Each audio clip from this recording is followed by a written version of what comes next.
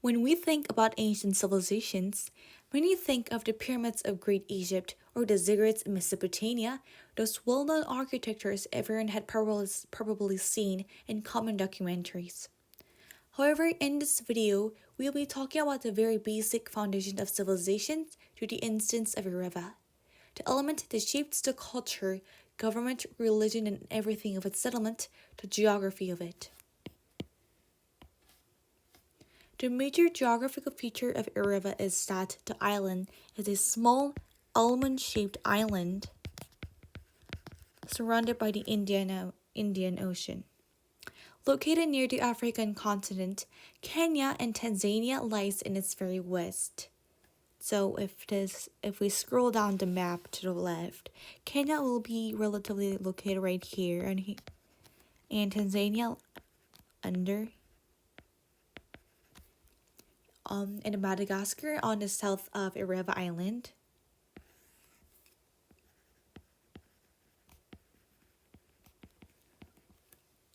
High ranges of Ruwa Mountains, which is located right here.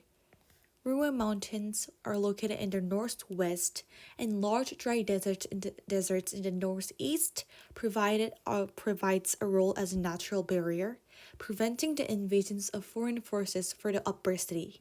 So the upper city is located right between the Ruwa Mountain and the Great Desert. Relatively around here. And the lower city is right beneath those areas, beneath the Ruwa Mountain.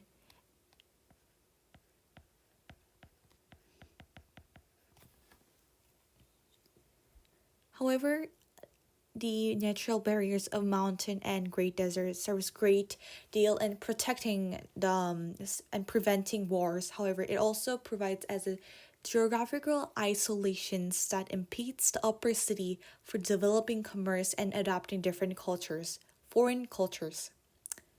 A long river runs through the very center of the land, horizontally dividing the land into two. This major river is called the Ireva River.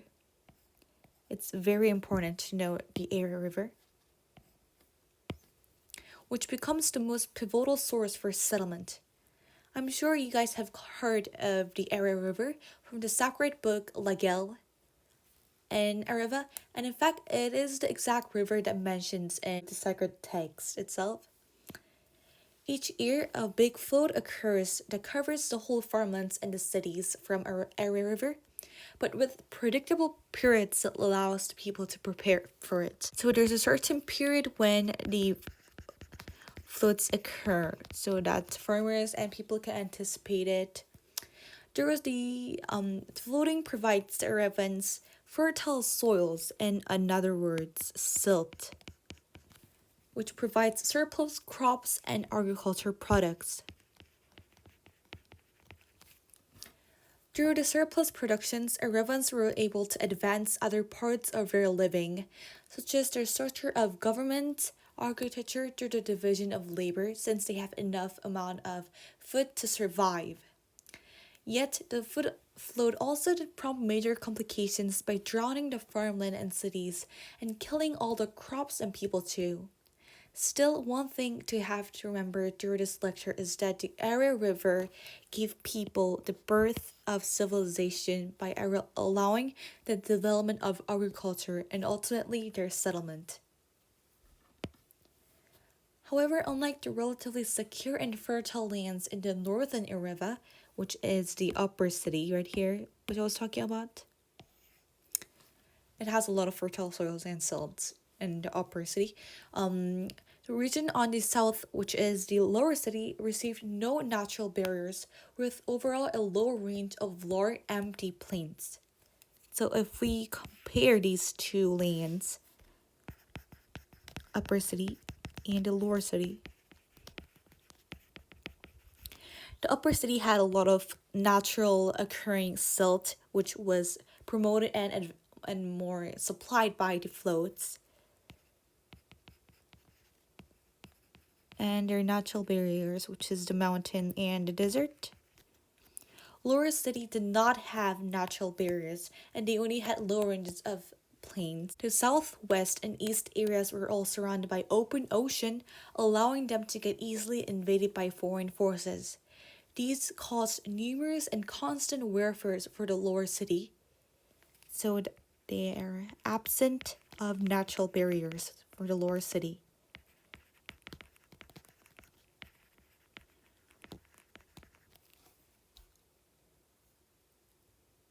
These called the southern land itself naturally carried a diminutive amount of silt or fertile soils. So the upper city had a concentration of silt, whereas lower city did not. So they also had the absence of silt.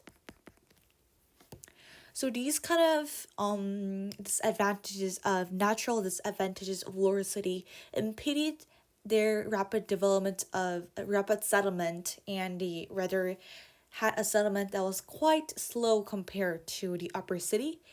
But through the open oceans, in which are open for east, west, and south are open, so they were able to trade constantly and accept foreign cultures, which later on advanced their rate of settlement and development too.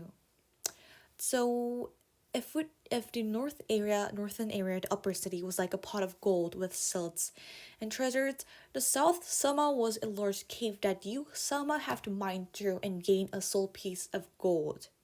So with all these disadvantages, they had to find a way to survive through, which was by trading for them too.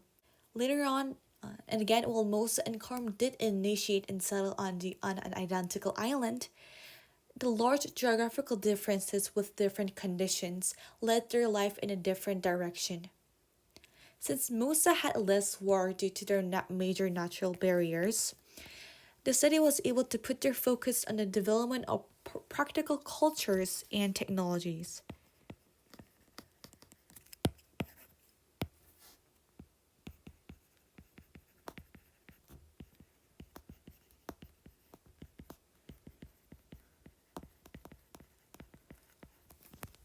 Including their irrigation systems and temples rather than on the development of warfare devices.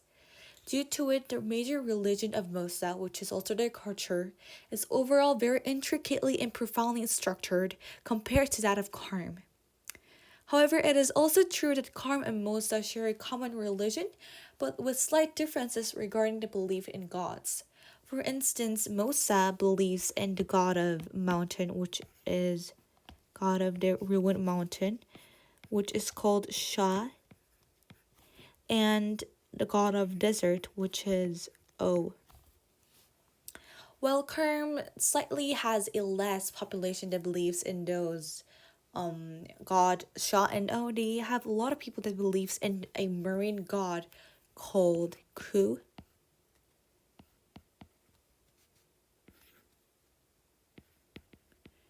So these kind of difference in God, it shows how geographical conditions can affect their religion systems too. But also they had a common god of Revet, which is the god of Air River, because the Air River was very, very, very pivotal for both of the cities, because they both started from agriculture and their settlements from it. While Karm was advanced in warfares, with lots of developments related to device and tools, including chariots and swords. Mosa did not too, like mentioned. However, unlike Mosa, the absence of natural barriers led them to utilize the marine roads for immense tradings, rapidly adopting novel technologies and relying on fishing industries.